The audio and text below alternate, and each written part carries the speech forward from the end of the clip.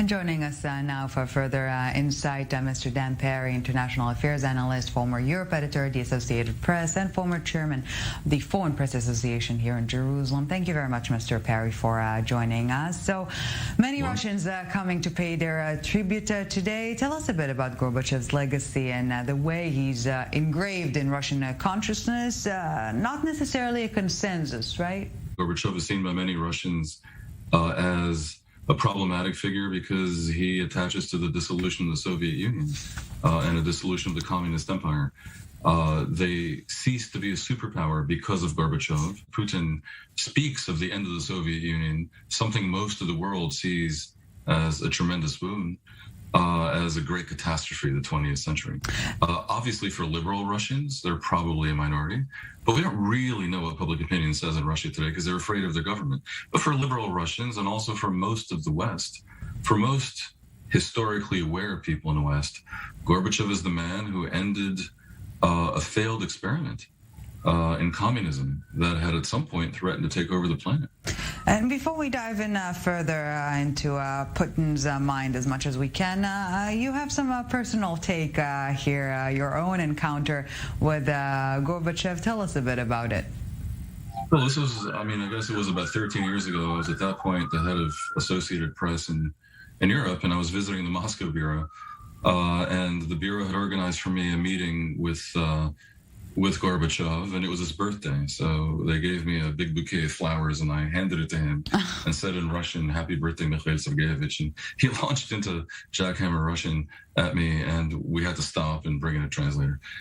And basically, Gorbachev, he made clear to me that, as he has to others since then, that he never really intended for glasnost, openness, and perestroika, rebuilding, to bring about the collapse of the Soviet Union and the falling apart, not only of the Warsaw Pact, but also of the internal borders of the Soviet Union. He had hoped that by improving communism, he could save it. And that was, I have to say, a little bit naive and clearly had failed to. Events ran away from him. And in that sense, the people who remember him a little bit harshly are not so unfair, because what happened was not what he had intended to happen. But in the grander scheme of things, in a more holistic, from a more holistic perspective, I think Gorbachev was a man of good karma.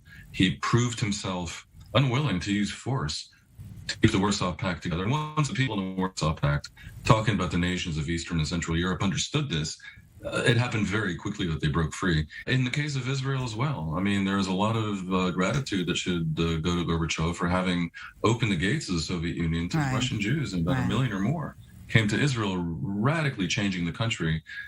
And also, I think his general mindset was aligned with what ended up being an effort at peace between Arabs and Israelis in the Middle East. And before we need to let you go, Mr. Perry, if Gorbachev watching the current fashion or manner in which modern Russia is being carried out by President Putin, obviously in the context of Ukraine, what do you think goes through his mind? I'm sure he was horrified. And others have reported, who were in touch with him in recent months, that he felt like this was the undoing of his legacy. Not only the legacy of openness within Russia, because Russia has become since then a complete and total dictatorship, but also the legacy of Russia being a positive player on the world stage. This was obviously undone. We talk about Gorbachev being unwilling to use force to keep Romania and Poland on side. Here's Putin using war crime level force to try to bring Ukraine back in. And I have no doubt that this was horrifying for Gorbachev. I remember during our meeting, he clearly was unhappy even then in 2009, but he was a little bit reluctant to criticize Putin himself. So great was his awareness that he's now living himself different times. Well, a man of many titles, but international affairs analyst Dan Perry, thank you very much for this, as always. Thank you.